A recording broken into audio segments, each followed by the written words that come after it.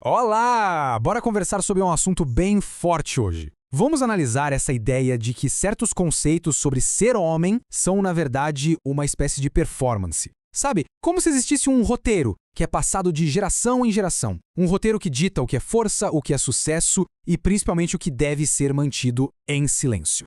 Essa frase, homem não chora. Quanta gente já não ouviu isso, né? Mas ela é muito mais do que só 3 palavras. É, na verdade, a fala que abre todo um roteiro cultural e as consequências disso são bem profundas. E como a gente vai ver, esse roteiro não afeta só os homens, não. Ele impacta todo mundo. Para começar, vamos dar uma olhada no palco onde essa performance toda acontece hoje em dia. E que palco, hein? Um palco digital, global, onde esses ideais de masculinidade são encenados para todo mundo ver. Pois é, hoje as redes sociais viraram o grande palco para essa performance. E ali, o roteiro da masculinidade é amplificado. As demonstrações de luxo, de poder, de dominação, elas acabam virando a principal forma de atuação. E o pior é que qualquer um pode transmitir essa mensagem, reforçando padrões que são bem antigos. Quer um exemplo claro disso? Pega o caso do influenciador Dan Bilzerian. A persona que ele criou online, que é seguida por milhões de pessoas, é um verdadeiro estudo de caso. Ele basicamente personifica traços como o machismo e a misoginia, sabe? E apresenta um ideal de sucesso e poder que, apesar de parecer moderno, está totalmente enraizado naqueles modelos bem antigos do que significa ser homem.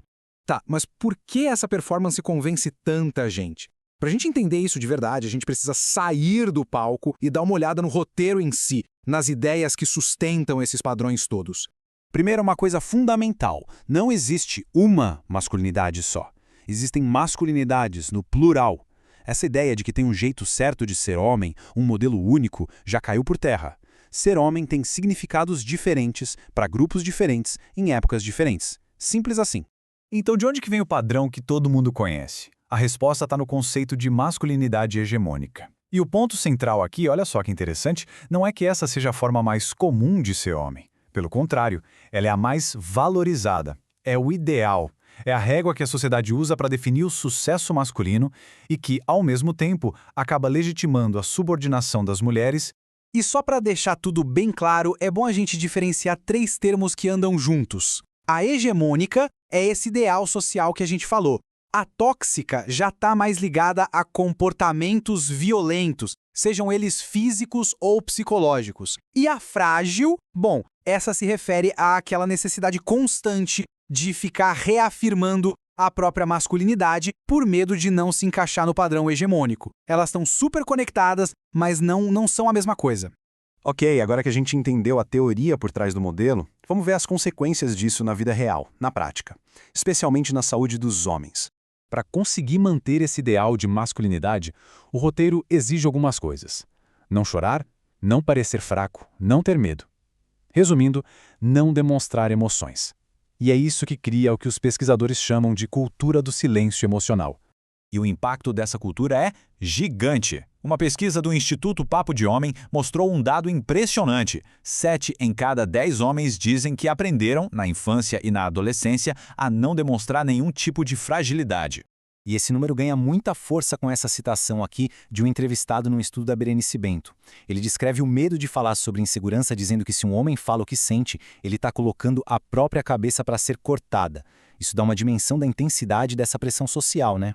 E todo esse silêncio, claro, leva a uma crise silenciosa. A gente vê uma coisa bem alarmante. Ao mesmo tempo em que os diagnósticos de depressão são menores em homens, as taxas de suicídio são muito, mas muito maiores.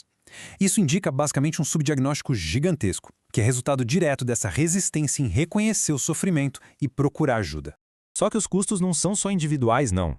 Vamos agora ampliar um pouco o foco para ver como essas pressões acabam gerando problemas sociais enormes, que afetam todo mundo. Os dados da Organização Pan-Americana da Saúde são alarmantes.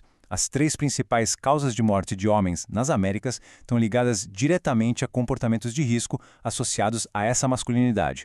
Em homicídios, a proporção é de 7 homens para cada mulher. Em acidentes de trânsito, 3 homens para cada mulher. E em mortes por cirrose é mais que o dobro. É um número muito pesado. E não para por aí. A pressão para se encaixar nesse ideal acaba alimentando problemas ainda maiores. Estudos mostram que sintomas de depressão em homens estão ligados a atitudes misóginas e que a violência doméstica é mais comum entre aqueles que não tratam da sua saúde mental. Fica bem claro que o custo dessa performance toda é pago pela sociedade inteira. Então, qual é a saída? Se o roteiro que a gente tem hoje é tão prejudicial, como é que a gente pode reescrever essa história? Vamos dar uma olhada em alguns caminhos possíveis para a mudança. O ponto mais importante talvez seja este. Se a masculinidade é uma construção social, ela não é permanente. Ela foi produzida ao longo da história e, por isso mesmo, pode ser reconstruída. A mudança não só é possível, como já está acontecendo. Os próprios teóricos que criaram o conceito, Connell e Messerschmitt, sugerem como a gente pode atualizar essa ideia. Basicamente, eles propõem 4 coisas. Olhar para as relações de gênero de uma forma mais completa, entender que ser homem significa coisas diferentes, em lugares diferentes, dar mais atenção para o corpo, para as experiências físicas e, talvez o mais importante, focar nas contradições do próprio modelo para encontrar ali as brechas para a mudança. A partir daí, surge essa necessidade de criar novas estratégias. Profissionais de saúde, educadores, todo mundo defende abordagens que sejam sensíveis ao gênero, ou seja, que reconheçam e lidem com as pressões específicas que os homens sofrem, em vez de usar um modelo único para todo mundo. O objetivo é criar espaços seguros onde o cuidado seja realmente possível. E para fechar, a gente termina com uma pergunta que fica para reflexão. Alguns pesquisadores sugerem que uma estratégia interessante seria criar uma hegemonia positiva. Será que é possível criar um novo modelo dominante de masculinidade? Um que valorize a saúde, a empatia, a igualdade, em vez do silêncio e da dominação? O debate, com certeza, está aberto.